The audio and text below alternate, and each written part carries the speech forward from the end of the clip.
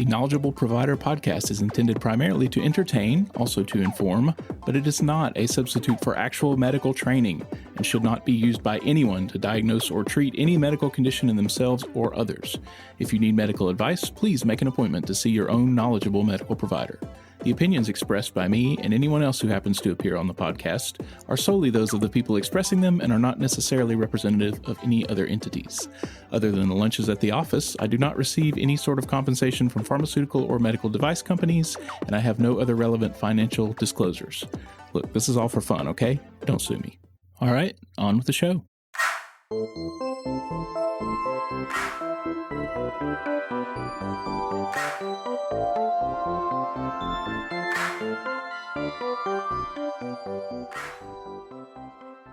Hi, welcome to Knowledgeable Provider Podcast. I'm Jody Marks. Today I want to share a project with you that I started a long time ago. Back in 2011, on April 27th, our area was hit by a huge outbreak of tornadoes. According to AL.com, a total of 62 tornadoes were spawned out of that storm system, 2 of which were classified as EF5s, which is the strongest classification there is for tornadoes, and about 250 people in Alabama were killed. At the time I was a paramedic, I was working for the ambulance service here in Huntsville, which is called HIMSI, and I was working the day the tornadoes hit. And so after that happened, I decided I was going to start a project to collect the stories of all my coworkers' experiences on that day. My intention was to turn it into a written collection of stories that I thought would be a really interesting perspective on what was going on that day from the point of view of the actual first responders. I only managed to interview 3 people, and then I just sort of let it fall through the cracks. I never really did anything with it after that. I was thinking about it recently and realized that I still have the audio recordings that I made. I did these recordings about a month after the storm happened, just with a little handheld digital recorder. Again, just with the intention of transcribing them into writing, and so the audio quality is not great, but it's a lot better than I thought it was going to be when I went back and listened to it. I cleaned it up a little bit, but really when I was listening back to the raw versions of the recordings, it really didn't distract me, so hopefully it won't be too distracting to listen to on the podcast. So this interview was done with Terrie Armstrong and Tina Lansaw, who are my friends and former co-workers, both of whom are paramedics. EMS was actually a second career for both of them. Tina was a mechanical engineer and Terrie was a secretary for a defense contractor. On the day the storm happened, they weren't actually scheduled to work on a truck, but like a lot of people, they came in extra to help out when it became clear that it was turning into a disaster. They worked on the same ambulance together that day, and I interviewed them together as well. I think you'll be able to tell their voices apart. Tina's is a little bit higher pitched, and she speaks a little bit faster. Terrie's is a little bit lower pitched, and she speaks a little bit slower. I'll tell you briefly about my personal role that day, only because it does affect the timeline of the events that Tina and Terrie are describing. I was working as like a reserve supervisor that day, and I ended up taking a team of maybe 3 ambulances down to Coleman, which is a smaller town about 50 miles south of Huntsville. They were one of the first places close by that really got hit hard and got a lot of damage, and they were requesting mutual aid. And so HIMSI sent a few crews down there to help out. I was just driving a pickup truck. So in the interview, Tina and Terrie describe running a couple of calls after the first set of storms kind of came through, and then they got sent down to Coleman where I was. But it turned out that all we were actually doing down there was sitting in the parking lot of a volunteer fire department waiting on somebody to tell us what to do. And as we're listening on the radio, we're hearing home, Madison County, getting hit by all these tornadoes. So we made the decision to leave and go back north. And that's the point when Tina and Terrie got turned back around to go back into the disaster zone in Madison County. I don't want to interrupt the interview as it goes along to elaborate on different terms or abbreviations that are used. So here are a few things that it might be helpful to know. They mentioned getting a PRT at one point. That stands for patient refused treatment, meaning that, well, exactly what it says. The patient refused treatment and didn't get transported anywhere. They'll say Echo 3 or Code 3, which means driving with the lights and sirens on in the ambulance. You'll hear the term truck a lot, and it's used interchangeably to describe both ambulances and pickup trucks that they were using to move people around inside the disaster zone. So that might be a little confusing at times if you're trying to picture mentally what's going on. Anderson Hills is the name of a subdivision that got especially hard hit by the tornadoes. At one point, they talk about the name of an organization that an old HIMSI ambulance was donated to, and I actually decided to bleep out the name of that organization, and you'll hear why. Later in the interview, they talk about something that happened after the storms had already occurred, they were working at a festival called Whistle Stop. It was a barbecue festival we used to have here. And there are a couple of names that come up. Walter is Walter Daughtery, who was a shift supervisor at HIMSI that was working that day. And Don is Don Webster, who was the chief operating officer of HIMSI at the time. In the days after the storm came through, the power was out for a long time. In the area of town I lived in, I think it ended up being 5 days. And you'll hear the ladies talk a little bit about what it was like working during that time as well as actually on the day of the storm. And I think that should be all you need to know to understand what's going on. I have edited the interview in the interest of clarity and time, and I did get Tina and Terrie's permission to use the audio. So now I'll shut up and play the interview. I hope you enjoy it. It had blown over some trees on Delia Lane onto our house. So our first one was up there because they were all shook up when they came home and found a tree in their living room. And Grandma on the ground, on the living room but, floor. But they were all fine, so we cleared up with the PRT. We'd gone just down the street a little bit because the utility workers were using chainsaws to cut already. And we turned and we went down to the church and we were trying to get our ticket in, and a postal worker, mailman came up and got us because he was concerned about that old guy down the way who his power was out and he didn't have any O2 and he was working too hard. So, and we went down there. Like out working too hard? No, working to breathe. Okay. Yeah. Work of breathing was increased. We walk in and you hear his little portable generator going. It's just he was running out of oxygen, and he said, "No, I'm fine." Well, no, you're not, because he wouldn't have made it. Nope. He was already. When we got there, he was on his feet. I got this one, this portable. He was on his feet. He was tripoding. He had this teeny weeny little, I don't even know what size cylinder is. It looks like a water bottle. Yeah. But it was going on battery operated one that was just wearing down. Yep, and he's already on his feet, pale and turning just a little bit of blue around the edges. Left him an O2 bottle and got a friend to come get him. Didn't you see him again? Yeah, I saw him. Yes. I ran him the following, maybe 3 or 4 days later on shift. We went to a new address down the street. And I pull up and there he is. He's still with his friend. And he recognized her. Yep. And he's got some really large cylinder O2 tanks, 5 or 6 of them, and the power's still not on. And he's down to 700 on one and like 500 on the other. And he doesn't have an appointment, or the people aren't going to bring him new tanks for the next 3 or 4 hours, and he's not sure he can get there. So the caller was shortness of breath. He might be short of breath later. But he was really concerned because he thought he had the 700 in the one tank, and now they couldn't get air to come out of it. And so we turned the switch for him and cranked that puppy open. There's your 700. It's still there. Nice. Do you need anything else, sir? Did you get your O2 bottle back? Yeah, actually we did. Did you? And and he recognized us. That was cool to see that he. He made it. Excellent. The thing that really struck me as funny during this whole thing is the people that run the O2 and the medical supplies. They come out and they let it be known that if you're having trouble, just call us and we'll come out. Nobody could use a phone. Call us if you need us. Help! I mean, what else do you do? Really? Yes. And I know they meant well, but it just was kind of backwards there. Yeah. So that was our second call. And then we went to coma. Well, we started to go to coma. And about that time, shit was hitting the fan. The radio's going crazy. I mean, call after call after call, and came back Echo 3 and just watched it sit over Port Harvest. Really? Just this big, just black, and you could just tell it was just sitting there, right across the highway. So we just pointed for the middle and went in. And the road is underwater. Mm-hmm. It comes across those big fields and just flowing across there. We got out of the truck and, yep, there's road here, come on. And we more road, come on. You told me before one of you was actually walking in front of the truck, right? I was. She was. Yeah, at one point. To try to make sure there was still a road there. Right. And we also had, how many cars behind us? Oh. Everywhere we went, so did they. All of a sudden, zoom. Yeah, they were watching us do this. And yeah, and that's how a lot of the responders got into that area. They just followed us. you know. And people in the neighborhood and families and.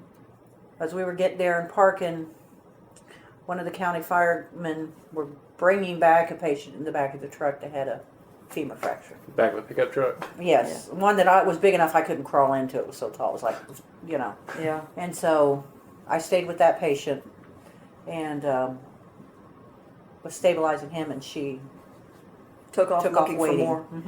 Because the houses were So piles of sticks. The road was flooded. It was about, it was up above the knees because it was definitely up above my knees when I was walking. Wasn't quite thigh high or waist high, but it was pretty close.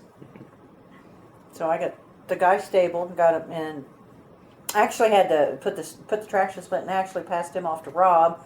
I had the mother and stabilized her. She had a big gash in her leg, and she's looking for her husband. And so we get out and I go across the street and they're saying there's a guy up there with a broken arm. You know, well, okay, now we got a missing person and a broken arm, but they ended up being the same patient. He had a stroke and they thought his arm was broken. So, okay. So it was nice. I mean, that we found her husband, but her mother passed away in the house that those three were in. The house was a Nothing. cement slab, most of it with a pile of sticks on one end and Mom lying right on the edge. She didn't make it up, so. Managed to blow all those other sticks and trash off there, but it didn't touch her. Yeah. So they got out and they all got transported. And then, of course, why were you over there? We got separated because I was with the truck. And We you were doing search and rescue. You were kind of down. thing. We were still Oh, looking for evil. people in the Yeah. piles of rubble. They hadn't checked all their houses yet. And we thought we had patient in a house because we could hear some crying. Again, that was the bottom of this heap of just stuff. Is that the one you were walking down? Well, we got up in the rubble. That was one. And we were looking around and we found a dog down at the bottom of it. 2 dogs, actually. One in a cage. And I still feel bad. Because we left the dog in a cage. Yeah. He looked like he was a big dog, Mastiff, Pit Bull, something like that. Just huge cage, just sitting there crying under the midst of all that. And he was alive. He was unhurt. He's just locked up. And if somebody didn't turn him loose, give him some food and water, which he was under the rubble, so they probably wouldn't see him until he started crying. They were scared to let him out because they didn't want to. No, we were just sidetracked, completely busy. We walk over the top of it, and he's got rubble all around him. Pull it clear, and you can see there's a dog in there, but that's not what we're after because we still hear the whining. Okay. So we kept digging, and we moved some more rubble, and out pops a yellowish German Shepherd-y I saw that dog come down. kind of dog, and he was the one doing all the whining. Okay. But people were nervous because there were some big dogs running around, and they were a little nervous. There were 2 more patients across this yard, through over a creek, and in this house. We found the lady's husband that you were talking about. Correct, and we sent him. Okay, that's when We had to because she wouldn't sit still. Yeah, Until she found her husband, she refused to sit in the ambulance. she had a good 6-inch down to the bone, and wouldn't. She wouldn't stay in the truck. She had to find her husband. But we found her husband, and put him in the truck and got him out of there. And we thought he was unhurt. Oh, this guy's got no hurt. So we took him and passed him off, walked him out of there. And as we're putting him in the back of the truck, he's unhurt, and he says he's not hurt, and he's walking around. And we kind of boost him up a little, put his hands on the back, your hands on the back, and you come away with blood. And it's like, he asked me, whose blood is that? And I guess it's hers. She's the one with the gash in the leg. Puncture wounds up and down his back, as near as I could tell. It was him. Put him in the back of the pickup truck because with all the trash, the water was literally, easily hip deep, and He couldn't have walked it. we couldn't get him out of there, so the truck came in and we waded out and put him in the back of the truck. And then, so he's gone, and then she's telling me that there's possibly 2 more patients. So, and while we're driving the trucks up, all of a sudden it starts pouring again, and Walter comes up and goes, "You have to hurry, another one's coming." And we're going, we still have patients over there, so yeah. So, and where they were telling us to go is like, that's a long way. And the patients are now over here. Power lines are everywhere, trash is everywhere. The road is only open up about halfway. So we're driving over power lines and stuff to get the truck here. You park up here on the road, and you got a house and a yard here, and a house and a yard here, and then a house, and that's where the patients are. And you can't get anywhere near it. Not with the truck. So we're going, luckily, Mother Nature had cooperated and blown all the fences down for us. Right across the creek, too. Right, so we grabbed, who was it? The responders that we were with. They grabbed a hunk of this section of fence and plunked it down in this little creek that we had to cross. Mm-hmm. So that instead of being, 2-3 feet deep, it was only a foot or so deep. And we just want to cross that all through the yards. And then... Got up to a house. Yes. Where the 2 patients had been moved to. A husband and his wife and their kids were in this house. It'd been trashed. The water's leaking into the living room. Totally destroyed, man. But there's all these responders and all these people and 2 hurt people in their living room, and they don't care. They're good. And these 2 hurt people, though, came over from their house that got destroyed. Yeah. So they weren't even in the house. Everybody's unrelated. Nobody knows anybody. Yeah. And they're all bleeding up all over the sofas and stuff. And the responders helped them get that far, and they couldn't go any further. One of them, initial complaints was possibly a broken clavicle, right clavicle, and then some right hip pain. And then the other one was saying she couldn't breathe and was having some spleen area kind of pain. And so when I was looking at the first lady, she was complaining that her shoulder hurt, and if you touched it, she started to cry, but she was scared spitless out of her mind. I mean, the wind would blow, something would shift in the house because it was already destroyed. Water was leaking into the living room, and the roofs were falling down in the other rooms. Mm-hmm. The roof had come down, the water was pouring in. The sheetrock was falling in the other rooms. And she was already upset having watched her house be destroyed and being in it, and she's just screaming and crying, lying there on the sofa like, get me out of here, but she couldn't. And then apparently we're worried about her shoulder because that's what she was complaining of. But when we moved her, she started screaming about her hip, and a very large portion of her buttocks and skin and muscle on the back of her right leg and hip was gone. The other lady was diminished breath sounds on the left, pain and tenderness in the left upper quadrant, and she was kind of sinking slowly. Her level of consciousness was going down. Mm-hmm. So we threw them on the stretchers and covered them all up with raincoats and gear and stuff.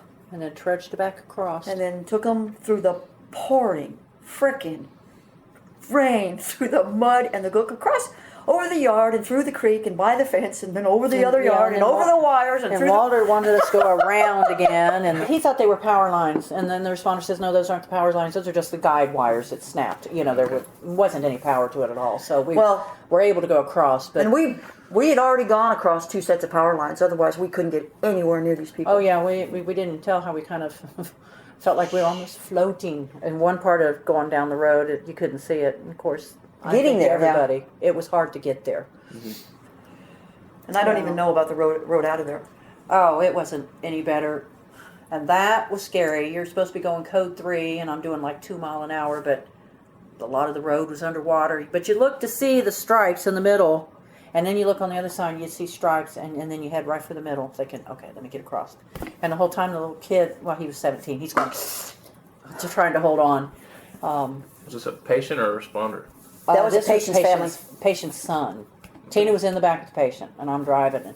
And at one point, I told her to hold on because somebody had gone through and cut, or they broke off the tree, and it had to have been a break off, I'm assuming, because the tree was over, but it was so far over into my lane, and I actually had to drive the left-hand part of the truck onto the shoulder to get around this, to go back through the flood to get. And you can feel the back end of the truck just floating around. And I just said, hold on, but we made it, and through all that, we get to the hospital, and then we went right back out. So which patient did you take to the hospital? We took the lady, and gosh, I don't even know her name. Mm-mm. We took and I guess I shouldn't. We don't have any other names. She was the one with the shoulder and the posterior parts because she was so scared.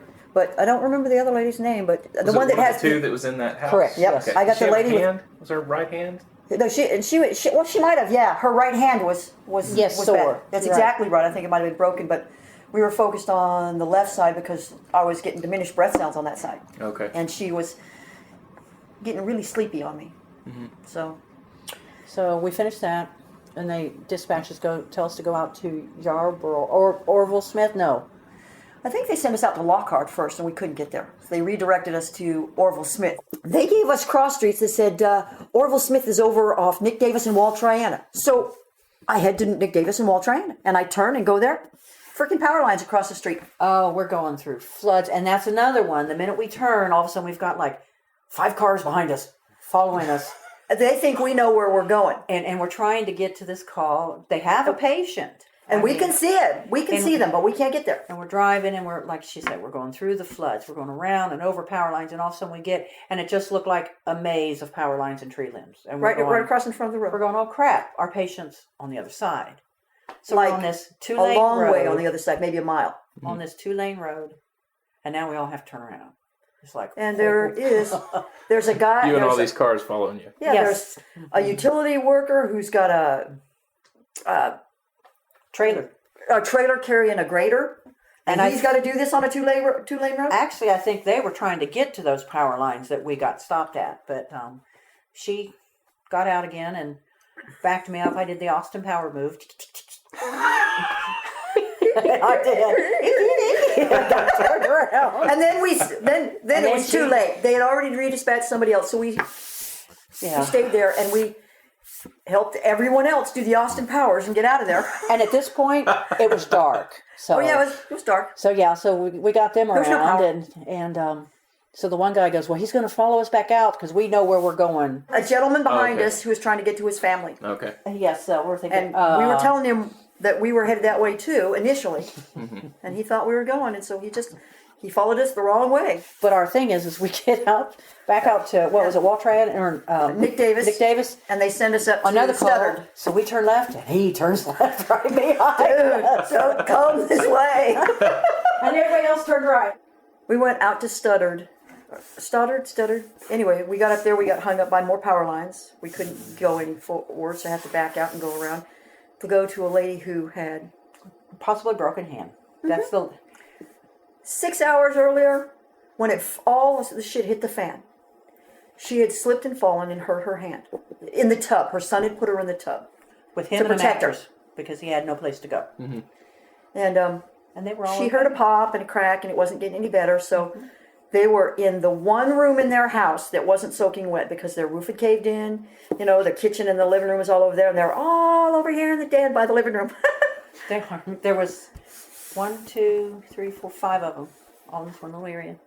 And her hand wasn't getting any better, and they called 911 because they just wanted somebody to make sure that it wasn't going to fall off till they could get some help in the morning. But that was one where we pulled up on the road and we're thinking, okay, which Where? house is it? You couldn't see their house because they had such large trees come down that we finally got out and we started looking, and then we saw someone over. We had to Getting go our attention. over this With- fallen yes, forest to we're get to the crawling house. over the trees, and that was interesting too. But she didn't want to go anyplace. She just wanted us to tell her that in the morning her hand would still be there, Yeah. and that she could go to the doctor then. Good If luck he's with that. open, yeah. I don't. Thank God it's only your right hand, honey. I don't think you're going to be using that ever again. Yeah. No, it was all anatomically correct and But they were. swollen and just sore. The son was very animated. He wanted to tell his story over and over about what he did and and what happened. I mean, it's just I'm so the sorry. whole I didn't mean to thing. hurt her, but I threw her in the tub. And let's see. Then we went out to the 9th grade. Was that? Went to the 9th grade after that. No, didn't we have to go down a road and then we had to turn around because we couldn't get through? What was There was plenty of those. It was ridiculous. Multiple times. We were dispatched so often and hardly ever got to a patient. That was true. Because we'd get stonewalled. But that was the don't know. same thing. We had to turn around and go back. Then we had to go to the 9th grade school there, Sparkman High School, the 9th grade building, for a lady having chest pain. She was having chest pain because she lived in Anderson Hills and her house was destroyed.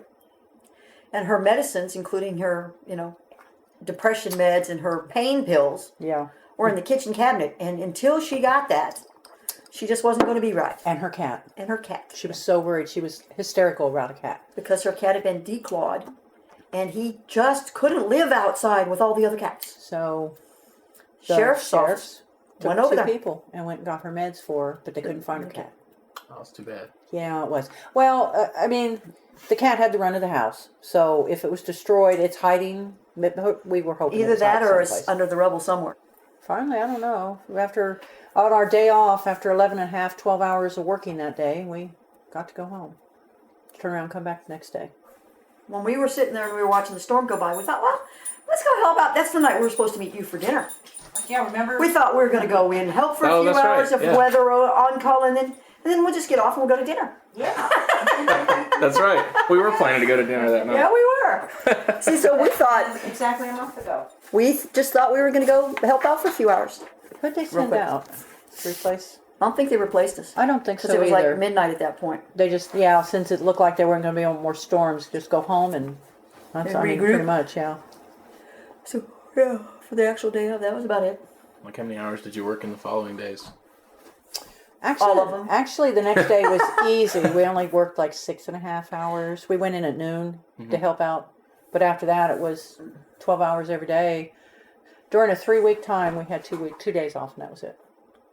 Then we worked or did something every day. What was the recovery center like the days after?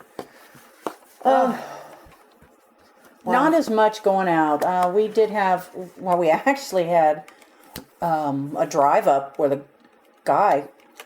female was having a heart attack. Yep, she was up trying to put a tarp on her roof. She had a cardiac history, so she's on her roof trying to help her husband put a tarp up. Mm-hmm. And she just had stents 3 weeks ago. And she's up there doing that. She gets down because she's not feeling good, and she's having a frickin' MI. How about that? So she drove over to the Redstone and got us, and this was awesome. We got to have a whole new thing of patient care. We stage our trucks at various locations, and we tell the patients to come to us. And they do. Because that works so well. She came drove to up to us. She found us. We threw her in the truck out in Anderson Hills. From onset of symptoms to cath lab was under an hour. Wow. Yes. And we were way out there. And we thought that was Because awesome. she drove herself over there immediately. We got her in the truck, did our stuff. We had a BLS monitor, and Terry called in and verbalized the EKG changes to the doctor. Because you couldn't transmit. We couldn't Oh, transmit. no, you couldn't do it. You couldn't. He called the heart alert, and yeah. they had the heart team down there. They had her up to the cath lab within 8 minutes of our arrival. Because we could tell the elevation and reciprocal and, hey, now this one's going. And so that was, see, we got to have our patients come to us. But see, that was No that more of was this driving to you. another good thing. I mean, sitting there, it was the sheriffs and the. It was really cool because first day we walk in and we got to see Robbie was there and we knew he was okay, and just knowing the people that we see and they're all okay. Yeah, because phones were still. But they fed us. The people that own the Piggly Wiggly came over to the command post there and told the sheriffs and them anything you need from them because it was destroyed. If they want to go and pick it up out of the rubble, they could have it. So they had people over there periodically. They were getting canned goods and stuff like that. Fished out all the dog food and cat food. And diapers. People don't think that someone might need diapers or formula, so they were collecting all that from the Piggly Wiggly. It was a little bit wet and dusty, but it wasn't bad. Mm-hmm. Yeah. We just wring the diaper out and dry it. No. Driving around, a couple people walked up and wanted us to, hey, I just stepped on this or I got cut with this. So we did some cleaning and bandaging for the people that were just helping out at Anderson Hills. But there were a lot of volunteers out there. But one part though, this was kind of, we're sitting there and we're bandaging up that kid that got his leg cut. Right. And we cleaned it for him and told him what to look for. And then they said something about, the other medics riding around. And we thought, we're the only truck here. Here comes the HIMSI truck that was given to now. It's still our colors. Mm-hmm. And on one side, the HIMSI's taken off, but you could still see where it was. The outline. It actually still says ambulance on it, too. Yes, and on the other side it says, but they're riding around in jeans and a t-shirt in this ambulance, and They don't have any medical gear with them. No, but they're telling, but everybody thinks they're another truck, and other paramedics are running around. It's like, oh my goodness. So, but they drove by us and they're looking, taking pictures, and I thought, boy, that looks good. Tom needs to repaint the trucks before he turns them loose, because that was bad. We at least tried to be a little bit discreet about it. We didn't wait for people. We got most of our pictures after there weren't people standing right there. We tried to. God. But that was really kind of embarrassing. And then they drive up to the command center to go in and get something to eat, and I'm thinking, oh, that really looks bad. It really does look bad. Has working this big event has it affected your perspective on EMS at all? It makes me glad I went into it. It makes me glad that I had the training that I could go in and help these people. I mean, they're walking around like, it's just like in the movies when people come out of the house after something and they're standing there, they just can't believe that this just happened. And I don't know, people living through tornadoes and stuff, but it's always hit on the other side, it's hit over here. And the ones that have finally, they lived through it, I think it just amazed them that they did. Just the devastation. You see it on TV, but we're trained to do this as paramedics, but people can go through their whole career and never be in from the beginning. Mm-hmm. And that's an awesome experience to be in from even though people got hurt, and I hate that, but to be in from the very beginning and be able to work through the whole thing instead of getting there after to help out. Right. That was pretty cool. And to be able to go on scene and have your wits about you, so to speak, and help them, it's pretty cool. It makes it all worthwhile. Makes all the crap. Is anybody else going to hear this? Makes all the crap you have to deal with at MC sometimes worthwhile, But like I said, I think HIMSI people should be proud of themselves because they handled the disaster in our county. Plus, we were going to other counties, and we didn't have to call in the help. I mean, I think that says a lot of the people that really do work for HIMSI. I mean, it was a disaster, but we didn't make it a worse disaster. Okay. Which, you can. If you don't have the equipment and the people or the determination, you can make a disaster worse. I thought that was pretty cool. And the way people just came together, and there wasn't any territorial, hey, that's my area, you're not supposed to be here.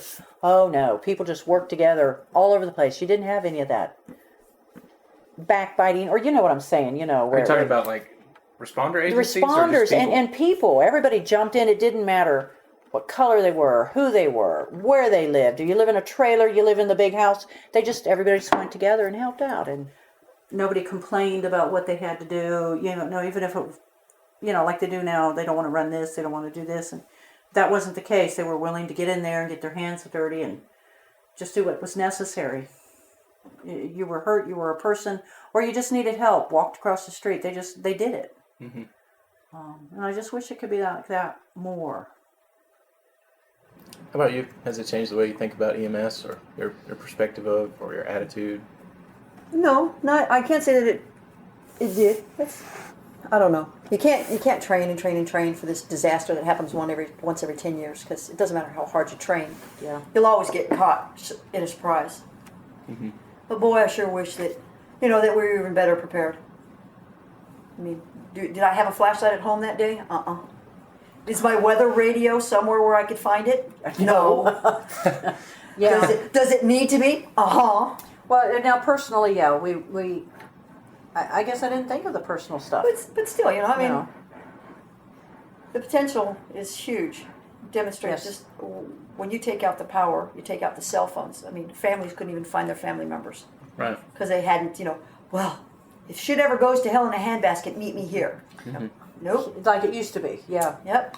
Now we used to have those kind of things, back when the Cold War and the Russians were going to attack at any moment.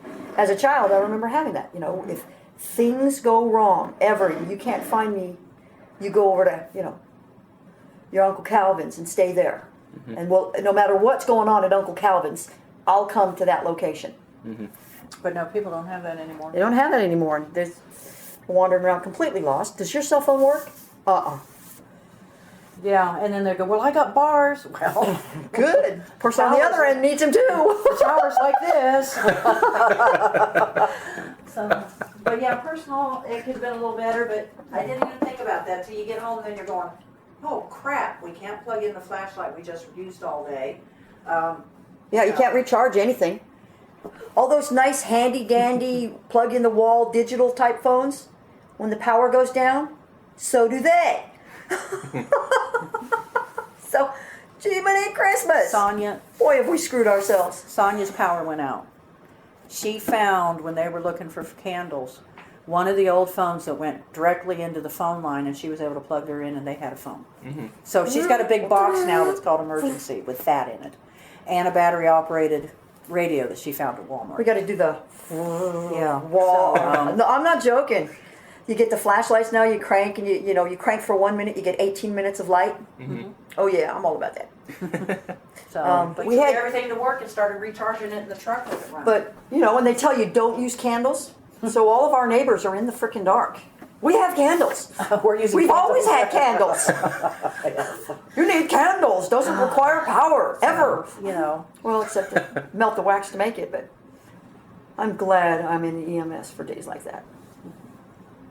Because individually, we were so much better prepared for what was going on than the average Joe Schmo out there. A lot of them were just lost. And I bet you I still bet you a lot of them won't be prepared next time. But how do you prepare for something like that? I mean, yeah, you have your candles and you have your flashlights, but We can run community drills. you have to mentally prepare too. You have to be mentally prepared. Cheers. But you have to have a mental to be prepared. Oh, okay. Yeah. Has it affected you personally? Otherwise, like the things you saw, the patients you took care of, is any of that? How has it affected you personally? The one that got me, and I don't think it changed me at all, but the one that got me was the lady that was so frightened. And like I said, I remember her name. She was not she was my patient for half an hour while we waited for another truck. The lady in there. The one in the house, yeah. One in the house that was so frightened. And it just, I think of her and it says, I don't know. It was pretty pitiful. But I noticed the responders going around, there weren't any hysterics, there weren't any heroics. They did what they had to do, and I'm talking about the Tony area. That's the ones that we saw the most of right there. It was just very calm. I noticed most of them were. They weren't hyper. They weren't wanting to cut everybody out of everything. They were just very calm. It just seemed to go really well. There was nothing like, and the smoke was billowing out of the windows, and I smashed it and ran in, and the alligator was chomping at my leg as I ran by, and oh shoot, that young child was reaching for that knife when I swooped down and grabbed him up and threw my coat over him, that's all bullshit. But there was just so much, it was so overwhelming. Just everything. I alternated 2 words most of the night. It was like either wow or oh shit. And I just kind of went back and forth depending on the situation. Is there anything else you remember from out there that stands out in your mind, like images, sounds, smells? Quiet. Afterwards, the quiet. After the storm, when you go out, it's almost like you couldn't even hear the insects, you couldn't hear birds. It was just... Well, and then the storm came again, and all of a sudden it was really loud. Yes, they talk about a freight train. Yes, even though we didn't have the tornadoes right over us that time, it sounded like freight trains coming. It was huge when we were bringing the patients out on Old Eli and out in the rain. Yeah. A lot of rain, like that much. A lot. And then it was so doggone dark. Yes, that was another thing.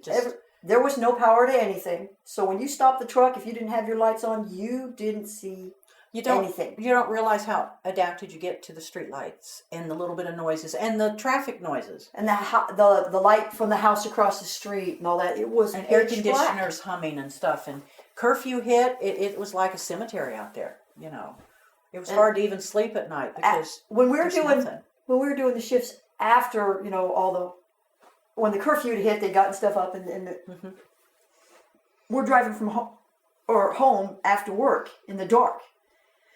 you wouldn't even know you're in the city. You wouldn't know you're in Huntsville or any other town because you don't see anything at all. Nothing. And we got pulled over one morning on the way to work by the cops because we were out before curfew. So, yeah, but he saw our uniforms because we weren't in uniform because we were going to Station 2 to take a shower. And but he saw him in the back and, oh, have a nice day. It's like, but, the quiet, I would have to say, is what got me, the quiet. Because even in your own home, when you're sitting in there, you don't hear your refrigerator running. You don't hear this running. And, it's just... I just liked it. I liked it. It was nice. It was after the storm, but when everybody's food was thawing out in the fridge, we drove by when we were on shift. We drove by a little cul-de-sac. And all the neighborhood, at the end of their driveway, there was like 5 or 6 little barbecues, all set up at the thing. Everybody's out there talking and kibitzing. There's lawn chairs around. It looked like the entire neighborhood had gone down to the end of this thing. They're all barbecuing everything they have. The kids are playing. There were more people out there. They were throwing playing. frisbees and shooting hoops and, adults, kids. And people walk in the neighborhoods again, It was families. awesome. You don't see that when people have power. We should turn the power off again. That was cool. Yeah, have a power blackout for a week or two, huh? That's right, yeah. But Next month, they did have one guy come up because our friend Jane at Earth Fair was out selling charcoal and water.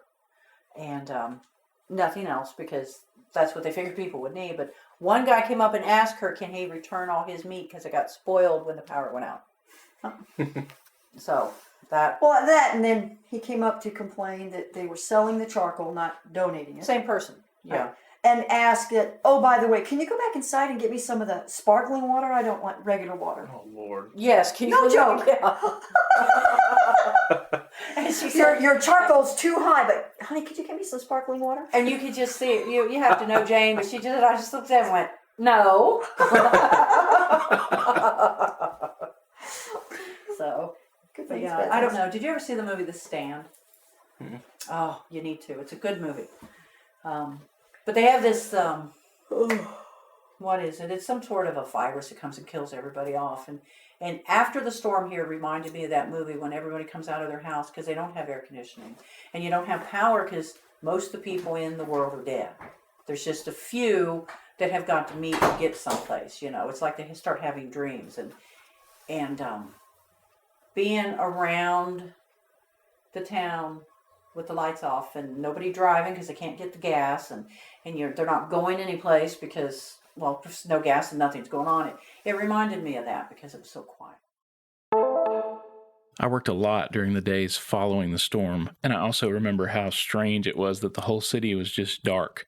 You could be right in the middle of the busiest road in the middle of the city, and you would think you were standing in the middle of a cotton field. You couldn't see or hear anything. It was just the weirdest, trippiest thing. This next part came up when I was asking Tina and Terrie about their reactions to the storm or what impact the whole event had had on them. And they told this great story about talking to a coworker who was a pretty new paramedic at the time. And I'd forgotten about this until I went back and listened to the interview. But it's such an interesting perspective on the mindset of somebody working in that situation. So I thought it was important to include here. So that's what's next. We were at the whistle stop. This is after it was all over. Okay. So we were talking about it and how we thought everything went well together, and people were coming up thanking us for being there and all this stuff. She goes, well, I called in and told them I'd be happy to come in and relieve somebody so they can have a break. And also, we're just all 4 of us sitting there and we're looking at her. And she says, yeah, I really wanted to come in. It's like, I just said, you aren't going to find anybody to go home at any time soon and let you work for them. Not in something like this. I was very politically correct. But Yep. once in a lifetime this happens, that we have a chance, like I told you, to be there from the beginning and make a difference, and you want us to go home so you can? And you cannot show up for your scheduled shift? Yes, that went through my mind. I didn't say that, but, it'd be nice. And I also wanted to say who might be out of a job if you hadn't showed up today, but you want us to give this up? We've been doing this for 10 years or better. You've been in it for a year? Yeah. We just all started laughing. Okay, just like, well, you got to be careful now. You might break a nail, dear. I know. About really all of them, but...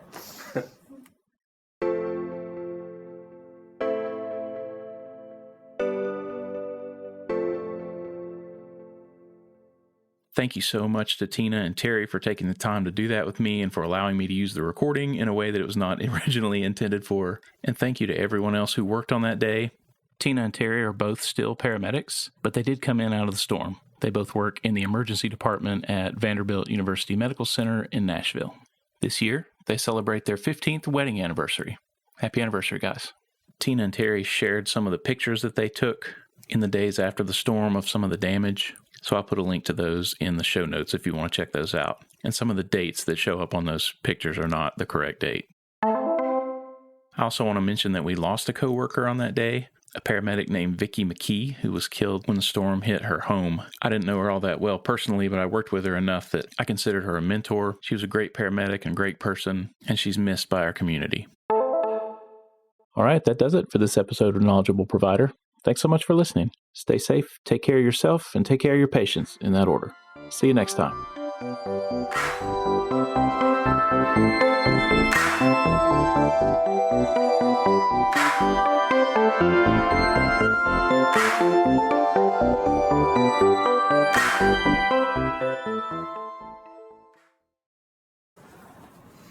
Anything else? You want to pull our fingernails out now? Yeah, I'll get you to talk.